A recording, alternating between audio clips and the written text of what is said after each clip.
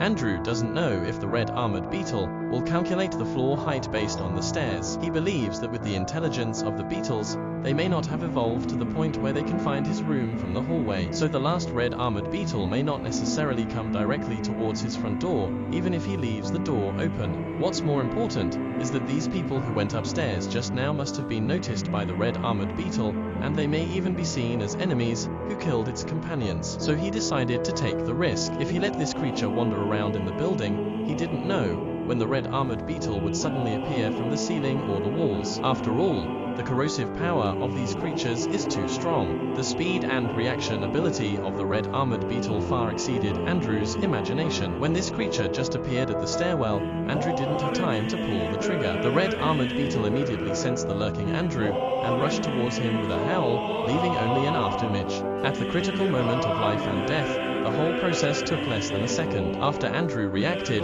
he only had time to pull the trigger. He didn't have time to see if he hit the target. With his other hand, he quickly fired the pistol in a panic, firing about 5 to 6 bullets. Bang, bang, bang. The bullets carried the fierce fire energy as they shot into the wall. Those were the sounds of several missed shots. After the smoke cleared, Andrew finally saw that the ice arrow luckily hit its target. Although it was a stroke of luck and hit the pincers, it had already frozen half of the red beetle's body. The bullets from the pistol, imbued with fire energy, also hit their mark. Andrew had very little energy left. The bullets powered by the elemental symbols on the pistol were far less powerful than the full force of the ice arrow. The red armored beetle, which had experienced the dual torment of ice and fire, was dead beyond death. Since the disappearance of the sun, the most severe crisis had finally been resolved. Andrew used the ice arrow, still filled with cold energy, to extinguish the bullets with fire energy that had hit the wall. In just a short time, these flames burned several large holes into Andrew's wall. Andrew didn't dare to touch the red armored beetle's body. He was worried that it might carry some unknown virus or strong corrosive substance. After thinking it over, he could only use the material storage elemental symbol to collect it, to ensure proper disposal. The crowds on the street had already scattered under the heavy weapons of the military. Out of the dozens of red beetles that killed over 100 people, less than 10 were shot dead by the military. They disappeared into the shadows once again. No one knew when they would reappear. The scattered convoy looked incomplete, but still drove past with the armored forces of the military, roaring. No one knew how many of these almost indestructible bugs were waiting for them up ahead. Killing 3 red armored beetles in one day had severely depleted Andrew's energy and even his mental state. The legendary practice that could replenish sleep just by meditating, Andrew now understood that it simply didn't exist. Meditation was meditation, sleep was sleep, and they were completely irreplaceable. As long as he was still a normal human, he had to eat, drink, sleep, defecate, and fart, all equally indispensable.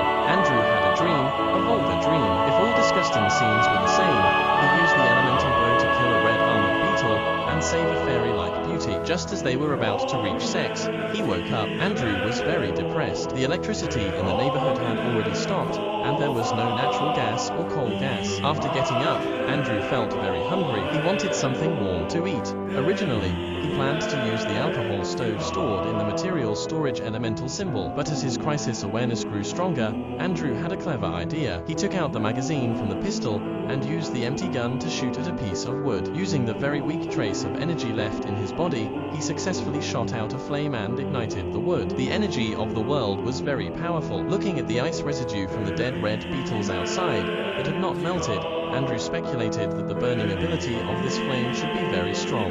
Saving alcohol, Andrew, who was stingy, felt very pleased. He quickly cooked a bowl of noodles over the flame of the wood. Just as he was halfway through eating, he heard someone knocking on the door. Andrew was always very cautious. Through the peephole, the other person cooperatively used a candle to illuminate the doorway. He could tell it was his neighbor from the 10th floor, the guy who narrowly escaped death. Andrew's first reaction was, "Do they know that I killed 3 red armored beetles? It shouldn't be possible." When he killed the first red beetle, they were in a panic and couldn't possibly tell. They didn't even witness the deaths of the second and third red armored beetles. After thinking it over, Andrew still opened the door. Even though it was a dark age, like the end of the world, full of dangers, humans were still social creatures. Moreover, his home was clean, and the third red beetle had been put away, so he wasn't afraid of any strange incidents. Standing outside the door with the neighbor from the 10th floor are 3 other people, a middle-aged man, a young guy, and a girl who looks quite ordinary.